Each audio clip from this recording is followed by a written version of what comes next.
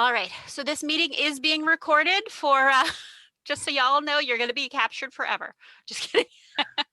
I am Stacey Osborn. I work in the Teaching and Technology Center, and my co-host for the morning is Brendan Harvey, and I'll let you introduce yourself. Hi, Brendan Harvey. I work in the College of Continuing Studies, a multimedia designer, and I've been helping out the TTC over the course of the pandemic, just making content and helping any way I can, getting everybody up to speed with new technologies for online learning. And so one of the tools that we've been using during this whole everybody transitioning online craze has been Screencast-O-Matic. So one of the first things we did last March was create a ton of short tutorial videos, and the tool that we used was Screencast-O-Matic. And that was actually before we got a site license, or we don't have a site license, but we have a Team Premier license for the campus for faculty to use. And so we wanted to let you all know about it. And let me just see. We created a poll, and the first thing we wanted to know is just have you ever used Screencast-O-Matic before, or another screencast software? So if you've used something else to capture what's on your screen. So we're just curious on the numbers. And we have 10 out of 11. Somebody, oh, do I have to vote? No, I can't vote. So it looks like the majority have not used it. A couple people have, and then others have tried it, which is kind of what we expected. I know for a lot of folks, they've heard of it, or they might know of what it is. They might have tried it and it was a little overwhelming to get started. They haven't really had a chance. So we were just curious on where people stood with using it or not. And so let me tell you a bit about Screencast. So basically all it does is it's going to capture whatever is on your screen.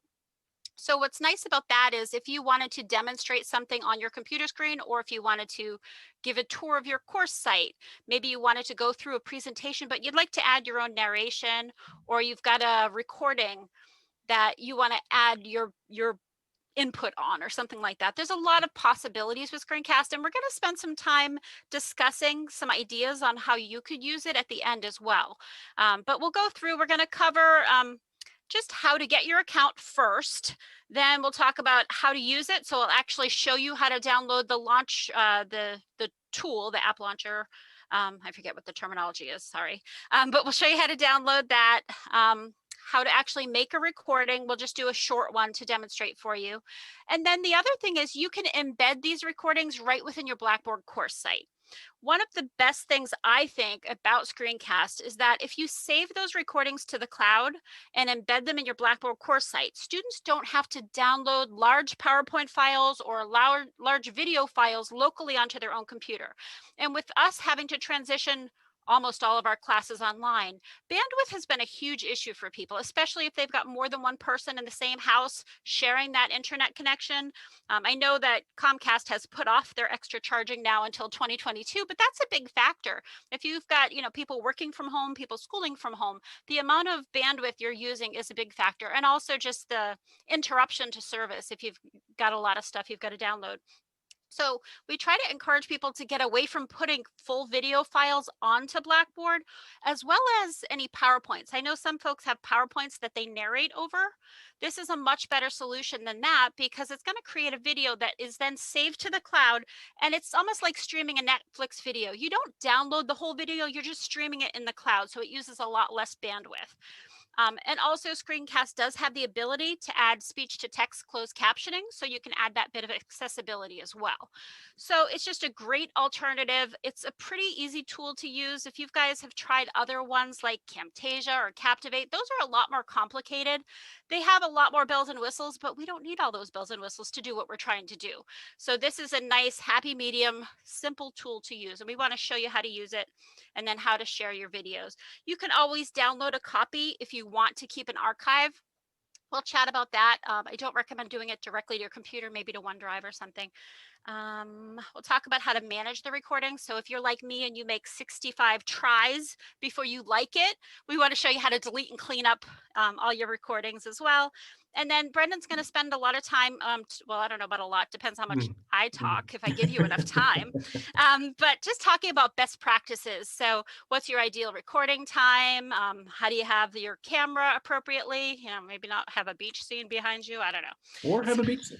Yeah, or have a beach scene, because otherwise you get a green curtain that's behind me. So, all right, so I'll go ahead and get started. So the first thing I wanted to show you is how to get your account. So if you are Bridgewater faculty, you are entitled to use one of our, it's a Team Premier license. And what that does is it gets rid of the 15-minute time restriction that you have on the free accounts. It also gets rid of their Screencast logo. It gives you a lot of the editing tools that you don't get with the free version. So if you wanted to have students use it for an assignment, they could use the free version of Screencast, but they won't get access to our licensed version. So you would come out to, and I don't know, Brendan, can you paste, or actually I have it open. I'll just Yep, paste it. I pasted it right in there already. Perfect. So the link is in the chat. So the link is in the chat to this page. This tells you a little about it, but the most important thing is in this second paragraph, this is the link you need to use to sign up. When you click this link, it's going to prompt you to log in with your Bridgewater credentials. That's your Bridgewater email address and password, the same thing you use for Office 365, Outlook, etc. If I click it, it's just going to bring me directly in because I already have an account, or it's going to do nothing. Fabulous. There we go. So it brings me directly in because I already have an account, and it passed my credentials because I'm already logged into Office 365. For those of you who already have a free account, what you might need to do is come out here, sign out first, then use the link on the page that Brendan just put in the chat. So you'll have to sign out of your free account before you sign up for the Bridgewater account.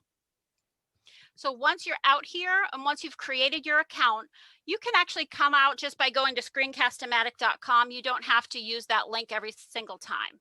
So once you've created the account with your Bridgewater credentials, you can go directly to Screencast-o-matic. So when I come out to the main page, you'll see I have a link over here. It says My Content. And this is where I can see any of the videos that I've created. And you can see I use it a lot. We actually use this just to respond to tickets as well. Somebody says, how do I do something? Well, I can type 85 lines of instructions, or I can just show them a video that takes 1 minute to actually go through the steps. So we found videos to be a great tool in just trying to answer questions too. So if a student says, I don't know where that discussion board is, I can't find it, it might be easier to just do a quick video. So there's a lot of options like that. All right, so once you're out here, and it depends wherever you are, if you're on the home page, you can launch the recorder right from the web and just use it from the web. Or if you're like us and you're going to use it often, you'll see I have a little tool right on my toolbar at the bottom for it because I use it all the time. If you want to download the screen recorder, I think we have a link for that too. I don't know if you have it, Brendan, handy. It's in the Word doc. Okay. I have to remember how to find it though. I think you just scroll all the way down to the bottom, right? We went through this the other day. I know. I think I had to go to the screen recorder page, and then this is why we put a link. But there is a link right there in the chat, and you'll see it says download screen recorder. And this is going to put it on your computer so that you don't have to come out to the web every single time. So when I go to launch it, I just click this little button and I can start recording whatever's on my screen. So it saves time if you think you're going to use it for maybe a weekly lecture or something more often. All right, so once you have it installed, then you would launch it. I'm just going to go ahead and click my icon. I can't demonstrate the download because I have it already. So but that's like most other programs. And I have two computers, so 2 monitors. So then I'm just going to click where it says record. And it'll put this little recording toolbar on the bottom left. You may only see it look like this. It's a tiny little thing. So if you do, you can click the little gear and you'll see the options. So you'll see we have a few different settings that we can choose. I can choose just to record what's on my screen. I could choose a web camera if I wanted to have the little talking head, or I could do both. If I choose both, it'll give you this floating web camera. I can't demonstrate my camera right now because I'm on my camera in Zoom as well. So it's competing platforms right now, but it would have your camera here, and then you could drag this wherever you want it to be. So if you want to give a PowerPoint lecture and you'd like to talk, but you want to have that face showing, just to give them, you know, a little bit of who you are. You could have that camera going as well. I will note though, you can't swap. Well, you can, but it's not easy. So if you decide you want to start with a video and give an introduction, and then you want to do a screencast, you'll actually have to insert a video within a video. So it's not a simple process. If you want to do that, pop into one of our office hours or drop us an email and we can show you how to do that. But it's not as simple as just switching the button once you've started. So I'm going to just go back to screen because my camera won't work in here anyway. As I mentioned, if you're using our Team Premier account, which is available for Bridgewater faculty, you won't have a time limit. So you'll be able to do an hour-long lecture if you want to. However, we'll talk about best practices at the end. You might not want to do that. So we'll chat more. And then you can choose if you want it to be full screen, which I usually just capture the whole screen.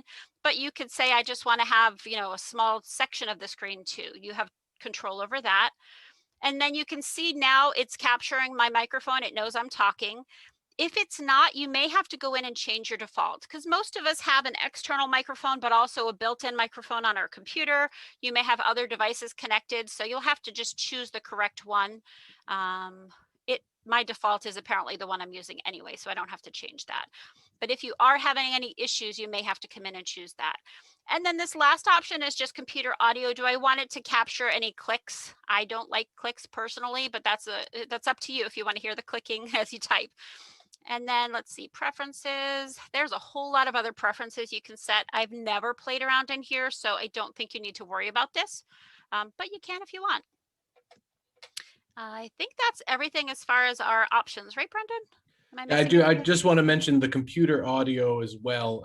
You know, basically that's going to capture any sound coming out of your computer. So if you were playing an audio clip as part of like a PowerPoint presentation, if you had like a YouTube video you were showing a snippet of, anything that you wanted to capture that audio from, you would need to have that enabled. But if you aren't planning on doing that, it's probably best to just keep that off, because otherwise it's going to just have every noise prompt, you know, every notification you get would, you know, make a you know, ding in your.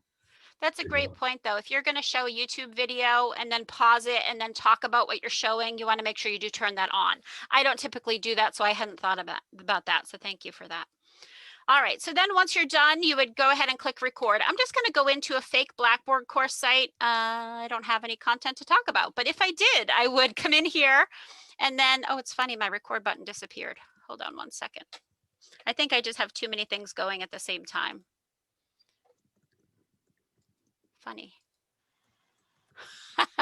You always have to have technical. I think if you hover over the screencast icon, you'll be able to open up the recorder again. So if you click on that little bar. Thank you. See, here's a tip. If it disappears, hover over your screencast icon. That was for demonstration purposes, of course. Exactly. All right, so then you just click record and it's going to capture whatever is on your screen. So now I could give a tour of my course site. I could say, okay, you would come to Getting Started in Syllabus to see the syllabus if you had one.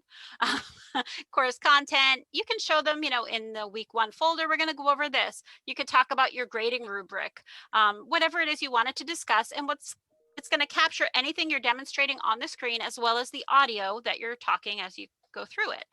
And then when you're done, you'll just click the pause button in the bottom left corner. And now I have a 27-second recording. So I can then choose if I want to draw on it or zoom in, I could do that. I've never really done any of that, but you could. If you're like me and you want to delete and start over frequently, there's a little trash barrel there, and then you could start over. Or if you want to click done, you can edit your video, or you can just share it quickly or save and upload. I typically edit my video, and the reason I do that is there's a couple of options I play around with. Now, they have a ton of options available, but the one I like to demonstrate most is that you can add closed captions, and this is just to improve accessibility. Now, you may not have somebody that has told you they have a disability and need captions, but I know for me, I'm a visual learner, so I like to see the text while I'm listening anyway. It just helps me absorb content better.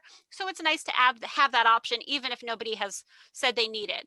And if you're doing lectures that you might use semester to semester, it's better to set that up initially anyway. So I'm going to click captions, and then you'll see speech to text. Mine has defaulted to English. If for some reason yours didn't, you can click the drop down to change that. Or if you're doing a language class, that could be really valuable too. And then just click start. It might take a few minutes, but it'll go through whatever it is you said, and it's relatively accurate from what I've seen, more so than my Outlook email transcribing usually is. That's pretty entertaining. So, so course site instead of course site, that's probably because of how quickly I speak, but you could then come in here and just edit and fix any typos. So, whoops, or, fix any captions that are not accurate. So this is just showing you, I literally just clicked and edited it, and it already applies the timestamp. So you don't have to worry about syncing it, although you can edit if you needed to. And then you'd click OK. And now my video has captions. I could also come in, maybe I said something incorrectly or I coughed in the middle of whatever. I could put my cursor wherever I wanted and I could cut very easily whatever it is I wanted to cut. And you can click the play button to preview what it would sound like as you cut that out. I'm just going to cut. I don't want to play it because you can't hear it anyway. And then there's a ton of other tools available. So you could copy if you wanted to hide part of it. Maybe you don't want to cut it, but it's only relevant for certain people, whatever it is. Insert. So we talked about earlier very briefly, but you could insert a new recording. This is how you could do a camera at the beginning and then have just the screen afterwards. You can insert a pause. Maybe you're like Brendan and I, and you talk really fast and you want to insert a pause so people can ponder whatever it is you just said. You can insert a pause. You could then insert narration. Maybe you want to capture the screen first and come back and narrate afterwards. I don't go by script very well, so for me that doesn't work. But if you're better than I am with scripting, that's certainly an option as well. You can add arrows, highlight things to call out attention to them. So there's a lot of possibilities. Just know you don't need to use any of that. It's out there, but you don't have to worry about it. So don't stress over adding all this editing functionality. Just record your video, add some captions to make it accessible, and call it a day. Honestly, I trip over my words half the time and people don't care. As long as they get the gist of what you're trying to say. And I think a lot of times they respect that. If it's perfect, I don't know. I've never actually made a perfect video, so I wouldn't know what they think of that. But I think, people respect that. So once you've gone through, you've edited, you've added your captions. You can even add some music if you wanted. They have some copyright-friendly music that you could use. Stacey, we're getting a request to go through the caption process one more time. Sure thing. So let me uncheck for a second. And now I'm just going to check the box next to captions. And it's going to choose English. Well, actually, let me delete this one. Hold on. Just to start over.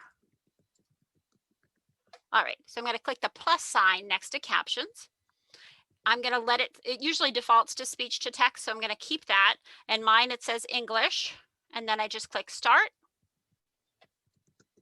It'll take, obviously your video is probably going to be more than 27 seconds like mine was. So it might take a little while.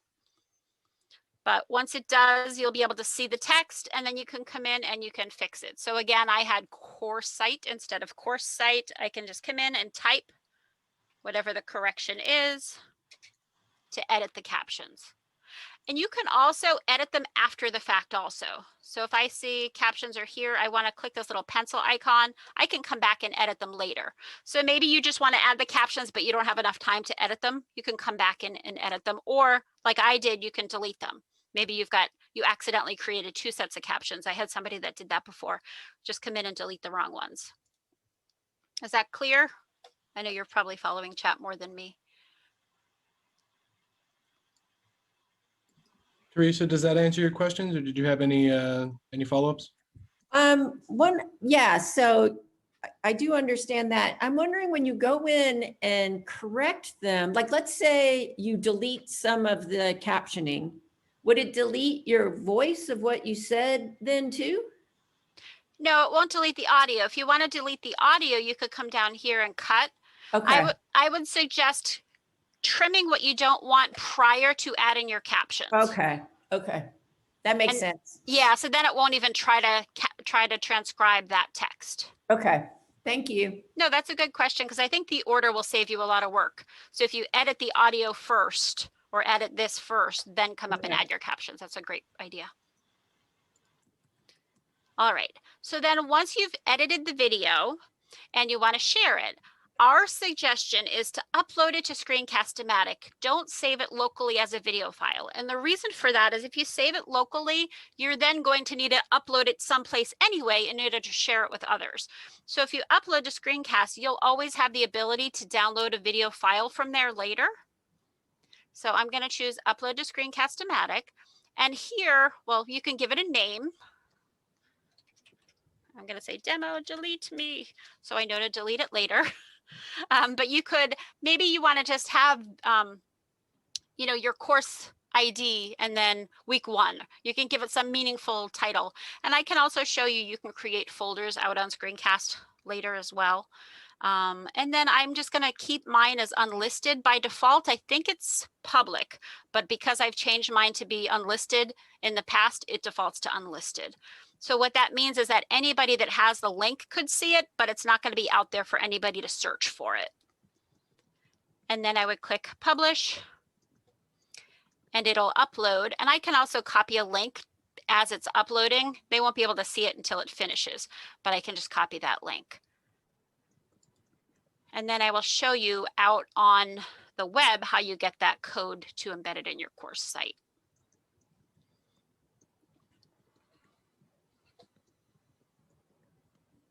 So once it's done, I'm just going to close out. This is the Screencast-O-Matic recorder tool. I'm going to close that out and go out to the website. Let me just hide my controls for a second. All right, so once I've uploaded it, I can come out to Screencast's website and go to my content. And here's my new video, Demo Delete Me. Obviously, you'd have a different name. And then I can look at it out here. I can go into the details. This is also where I have the ability to download the video. So maybe I do want to keep a copy of my video just in case, you know, whatever, I like to have backups. And I can also send it to the editor, which means I can then go in and add captions. I can cut things. I can tweak that video later. So it's nice because you don't just have the MP4 file, you still have that raw file that you can edit and tweak as needed. And then if I'd like to share the video, you'll see we have a little option here. If I hover, it tells me nothing, but that's the share one. I guess it's like 3 little connected circles. I don't know why it doesn't tell you when you hover. Here's a direct link to the video. So if I just want to give somebody a hyperlink, this is the direct link. Or if you'd like to embed the video in your Blackboard course site so that the video stays in Blackboard and they don't have to get sent out someplace else, this is where the embed code comes in handy. So I'm going to choose tiny because I don't think tiny is that tiny personally. And then I want to add the captions so that the captions will show up when it's embedded as well. And then I can just copy the code by clicking this button that says copy code. And then I would go into Blackboard.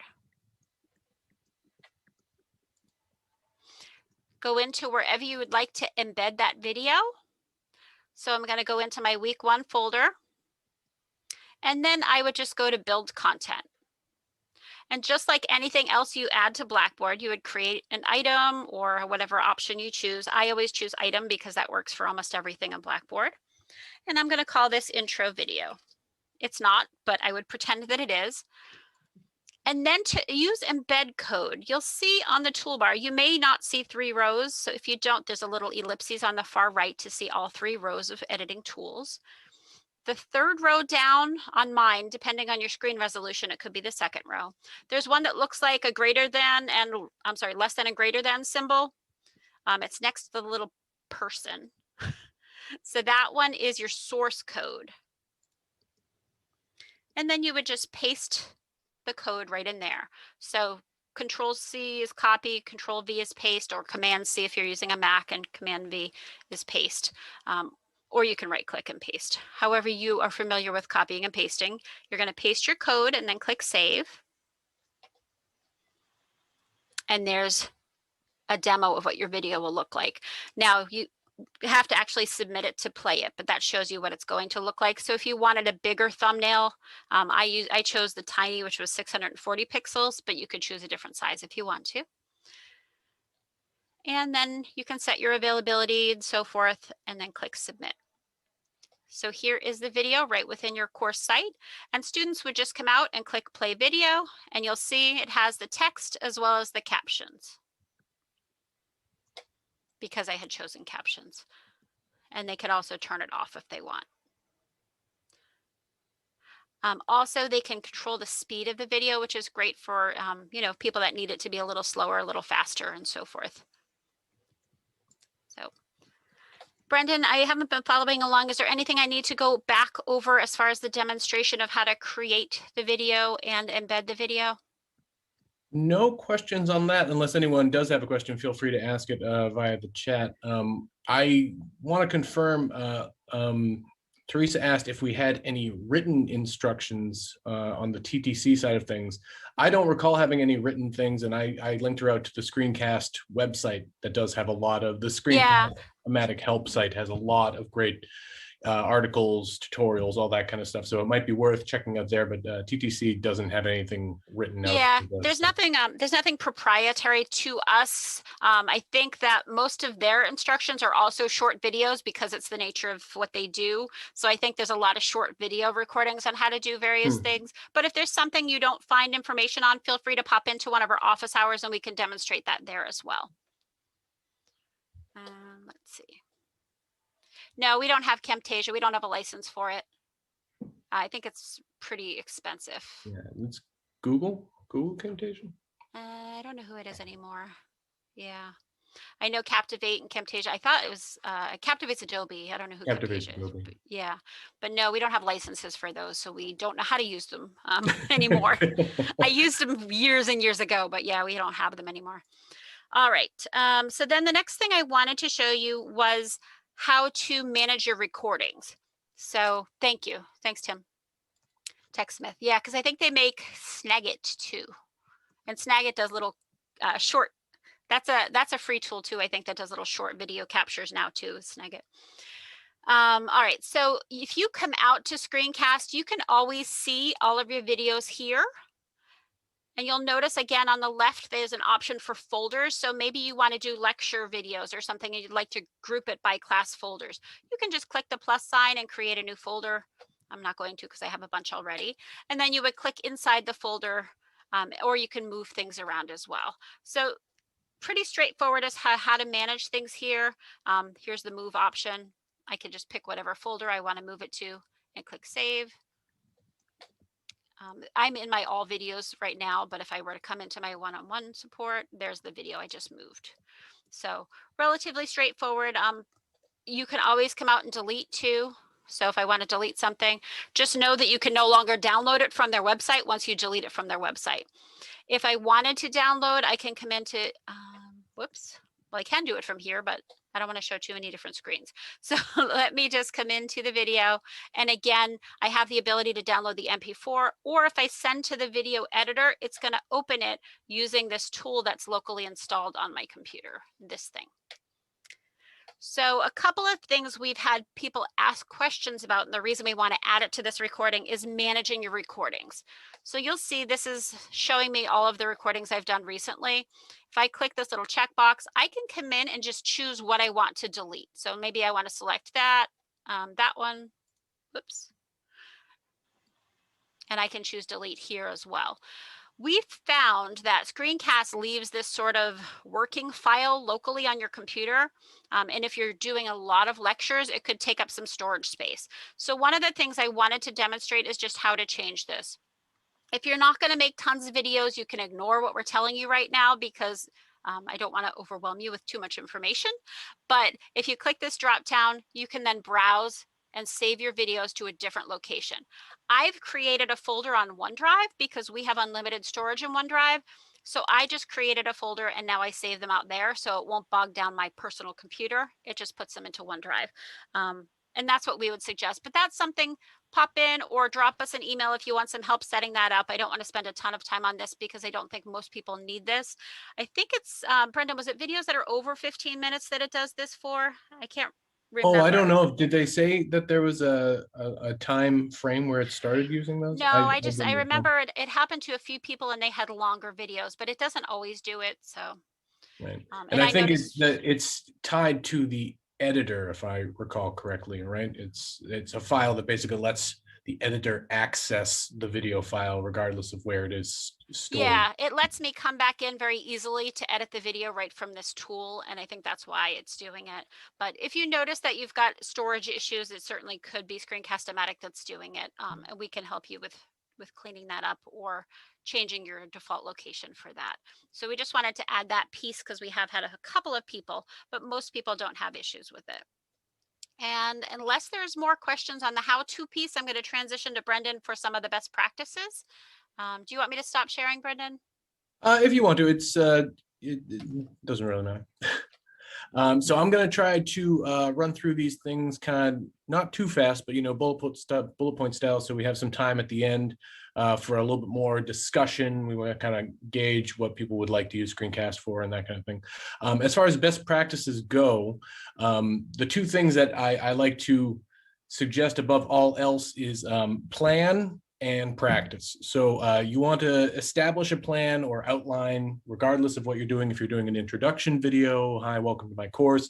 If you're doing a lecture, having a general plan or outline for what you're going to be recording is going to give you a little bit more confidence, and it's going to make the video flow a little bit better than, kind of just slogging through and trying to figuring things out on the fly. On top of that, you can practice.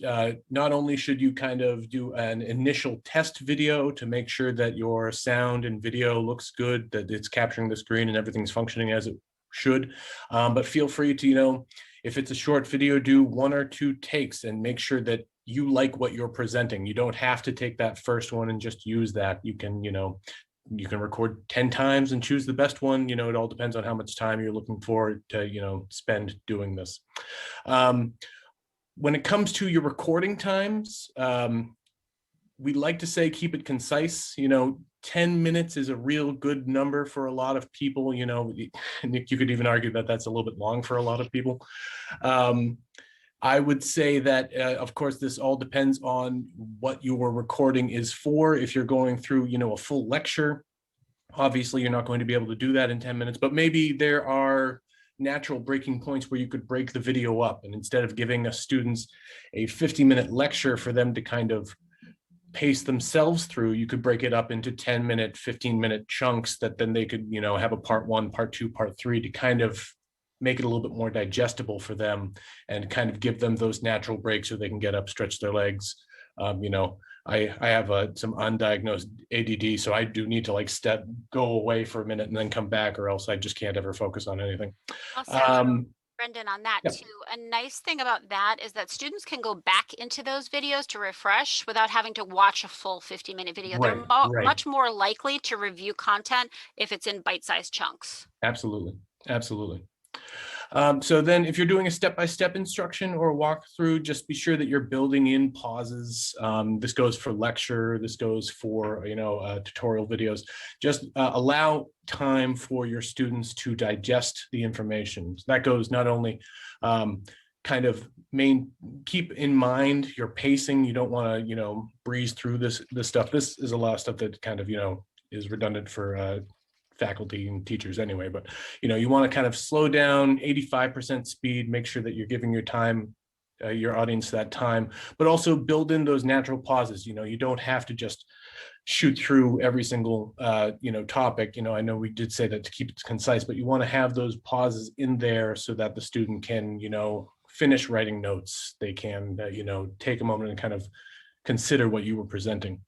And then for your screen capture, you want to make sure that you are closing any excess windows, programs, anything that isn't built specifically for the video that you're making. So, close out your emails, any, program that is going to spit out notifications. I'm looking at you, Microsoft Teams. Right. How many times has that popped up and you had to start over? And just kind of close everything out so that it's just what you want the students to be focusing on. It's going to kind of make things flow a little bit better. If you're using a web browser, you can open up a guest access, so you're not showing any bookmarks or you have any kind of defaults that are going to auto load. Just kind of make it clean and concise for your students. As far as a webcam goes and audio, you want to make sure that you're in a well-lit room. I almost accomplished that here. It depends on where the sun is at the moment. And you want to kind of have your camera at a higher angle than a lower angle. You don't want to kind of be looking down on anyone, but straightforward, well-lit area. And then, you know, sound quality, as long as you are in a Sitting at the beach. yeah, sitting at the beach is nice. Screencast, Matt, I should note, Screencast does not have any of Oh, those good point. Good point. video filters or anything like that. It's you're going to be in whatever space you are in. There's no fancy technology currently that would allow you to do a virtual background or That would any be of that cool, fun though. stuff. It would be fun. Audio, a lot of people will come in and say like, oh, do I need to get a professional microphone? I looked at these, you know, $80 microphones on the internet, blah, blah, blah. For the most part, your computer is going to capture perfectly good audio. I like to say the headphones that come with every iPhone are near professional. And as long as you have a good, you know, spacing away from your mouth, it's going to capture perfectly fine audio. And basically anything you're going to be able to capture is going to be digestible by your students. It is good to test to make sure that it sounds good to you and that you're happy with it, and then kind of, you know, fuss with it if you feel you need to. I think environment is a big thing too, Brendan. That's Like, where I was going to go next. yeah, I was gonna say, if you have construction in your kitchen or something, that Yeah, could be exactly, problematic. exactly. If you have a large condo getting built next door, it can cause a few hiccups there. But yeah, as long as you are in a closed off area without a lot of backroom noise, without, you know, you don't want to be going into a room with like vaulted ceilings where you're going to get a lot of echo. All of that will kind of take away from the audio quality, but those are more controllable. And then any microphone that you have access to, I say, try that first, see if you like the way it sounds. And then you can go into trying to find like a professional or prosumer solution if you really need it. But in most cases, I don't really think you do. Yeah. And then I think the only other thing we have is for captions, like Stacey went over. It is important to fix your captions. So the robot that is listening to what you're saying and then you know, transcribing it, they're not perfect yet. They're doing their best. But Some of us talk too fast and they just can't keep up. yeah, and for compliance, you do need to have those 100% accurate. So it is important to go through and make sure that everything that you are trying to say is said in those captions for accessibility. And I think that is the quick run through. We're going to kind of go from here to talk about a couple different ways you could use Screencast-O-Matic. I have one more thought before you do. do. Go ahead, please. As you had mentioned about closing out programs, another good suggestion is open up everything you want to use in your screencast prior to starting your recording. So you're not fiddling. I've done it. I'm like, oh, crumbs, I don't even have that open yet.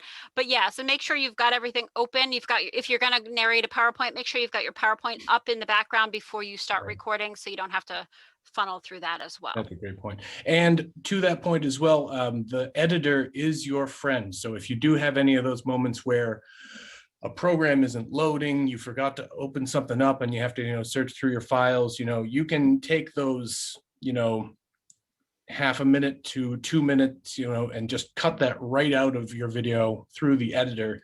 And no student is going to question like, why was there a jump there? No one is going to pay too much attention to those kinds of things. They actually even have that YouTube kind of jump edit kind of style they have now, where basically any pause, they just get rid of them. And it's just, you know, as much information as fast as possible is kind of like the YouTube go-to. But to that point, if you have, you know, you're loading through a program, your computer is processing something, you have to step away, you can cut all that stuff right out through the editor. It's super handy. It's a really robust editor compared to a lot of other video programs or screen capture programs that are out there. So I'd say take advantage of it.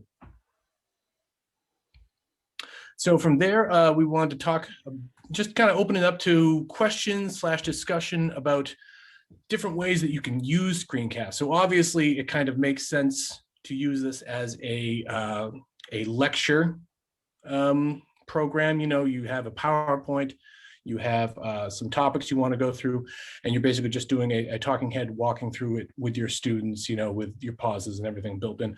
But there are a lot of other ways that you can use Screencast in your day-to-day to kind of, you know, connect with your students, give them a little bit more of your personality instead of sending an email or, you know, however it is.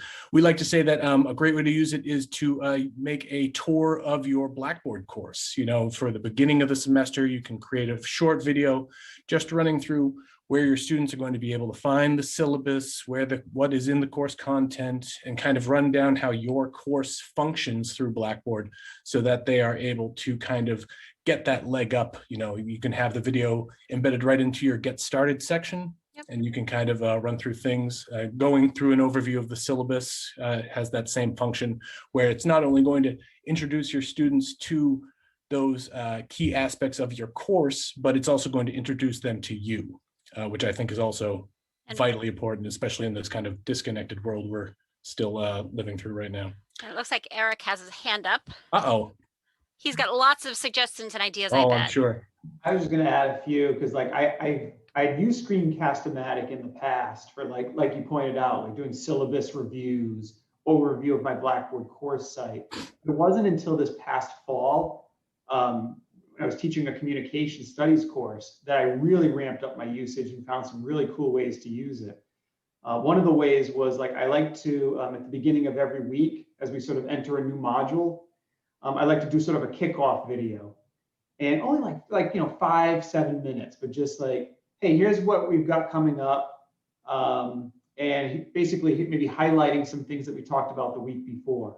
Awesome. And it seems to be a much more effective way of just trying to build community in your online courses.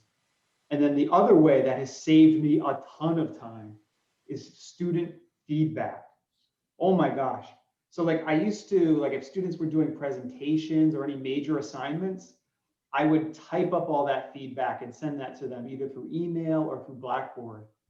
And it just took so darn long.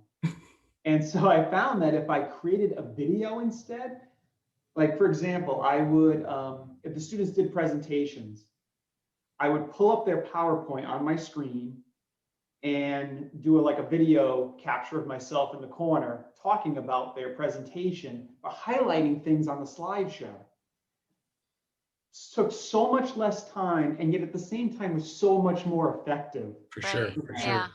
So I can't recommend Screencast-O-Matic. I had heard that with I think an art professor too. Like, they would pull up the students' art on the screen and they could, like, use their mouse to point out different things and talk about it. So it was really like having that face-to-face experience where everybody's remote. You don't have that. If you just type something up, they don't know specifically what you're talking about. So it really gives you a lot more impactful feedback for sure. Yeah, absolutely. I think that's great.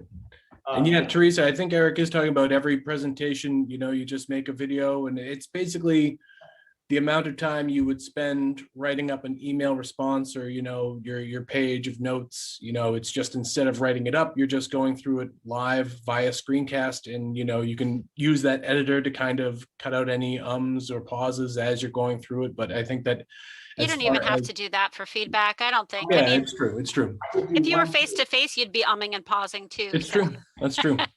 That's the video editor in me, right?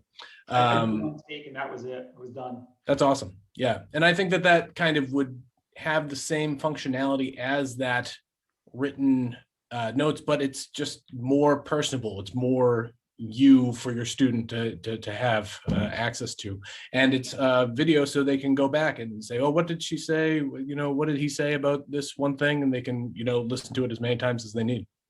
So we had a couple of people that said they've used it before. I don't know if they're willing to speak up, but I'd love to hear what you've used it for. It might give other folks an idea. I think we had 2 or 3 people that have played around with it at least. Anybody willing to unmute and chat with us? All right, I tried. I recorded some videos. How did they come out? Did you like it? Did you find the tool easy to use? Yeah, I made many mistakes, but eventually I got it right. Well, that would be how we work too. Yeah, exactly. Mistakes are a key element in learning, I find. So I think that's great, you know, and going through it and learning from those, and it's just going to get easier with time, you know? When you send a comment, a video to a student, you're going to send it, how do you send it to one single student? Because those comments are addressed to the entire class or to one specific student when you comment on So an if you make a video for a specific student, you could just copy the URL that directly goes to that video, and you could email that directly to the student, or you can message them with it. So not using that embed feature that Stacey went over, but above that embed feature is just a URL web link that goes directly to the comment or directly to your video. And you could send that to a student, say, hey, I took a few minutes to record my response. You can watch it here. And then only the students that have that link would be able to access it.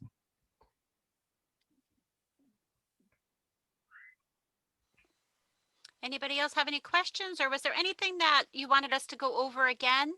I know, in an hour, we don't necessarily spend enough time on every piece. So feel free to chime in if you wanted us to go over something again, or if you had questions on things we may not have covered.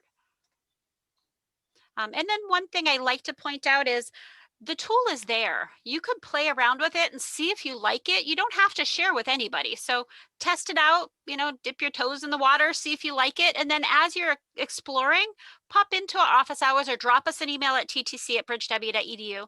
And if you have questions, we can work through those. But the best way to learn it is to try it. You could look up instructions and tutorials and this, that, and the other thing. But honestly, just get in there and try it out. That's the best way to learn it. Absolutely. Snagit, I think it's free.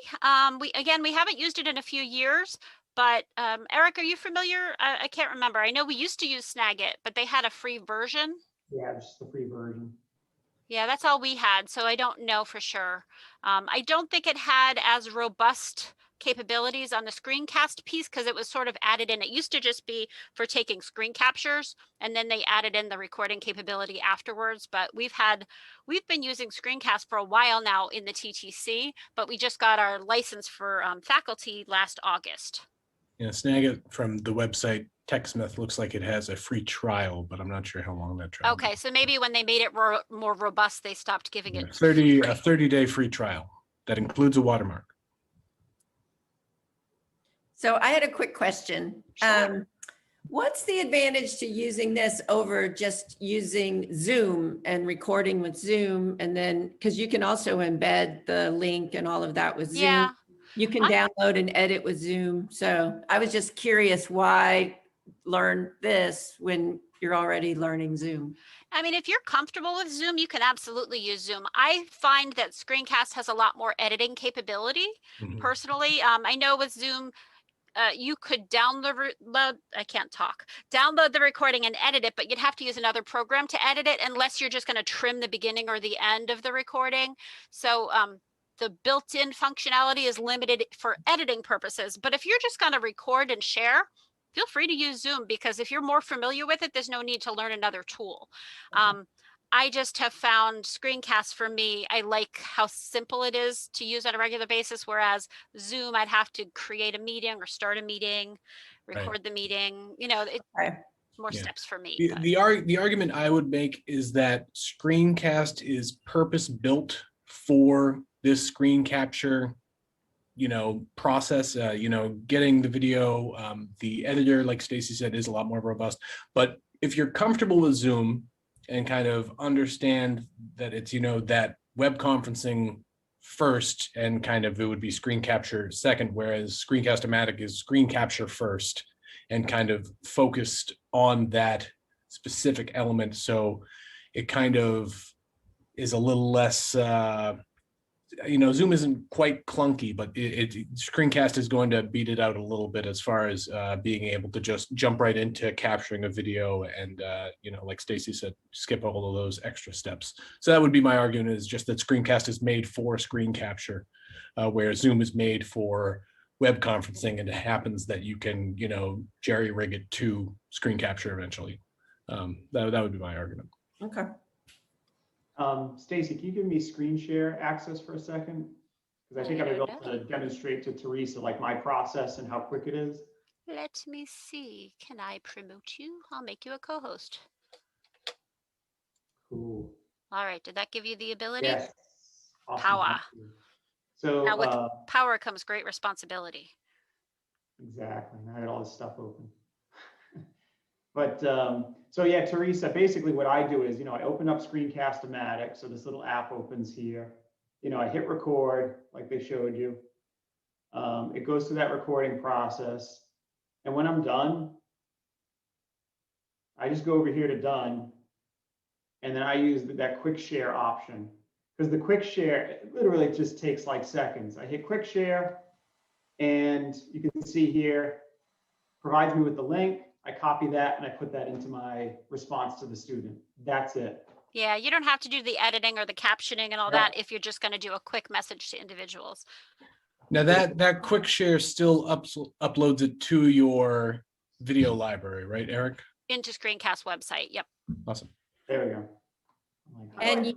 And I was just gonna say, and you downloaded it onto your computer, that little recorder thing, like Stacey was talking about earlier. Okay, so it sounds like that makes it a lot easier too. Okay. Yeah, because otherwise you'd have to go out to the website to launch that recorder tool. Right. Yeah. The only thing with that, Eric, is that doesn't add captioning by default, correct? That's correct. Yeah. Okay. So you'd have to, But I think for obviously if you have a student who feedback, needs yeah. accommodations, yeah. I think for feedback, that's probably fine unless somebody has said they need that accommodation. But for things that you're going to share with the whole course, I think it's worth going that extra step to add the closed Exactly. captions. Yep. Agreed. Any other questions? We have 8 more minutes. Eric, your hand is still up, by the way. We're always so worried we are going to go long that we end up. I don't know why you or I are ever worried about that. We talk way too fast. So fast. Well, this is being recorded. So I will stop the recording, and that way, if anybody wants to go back through this recording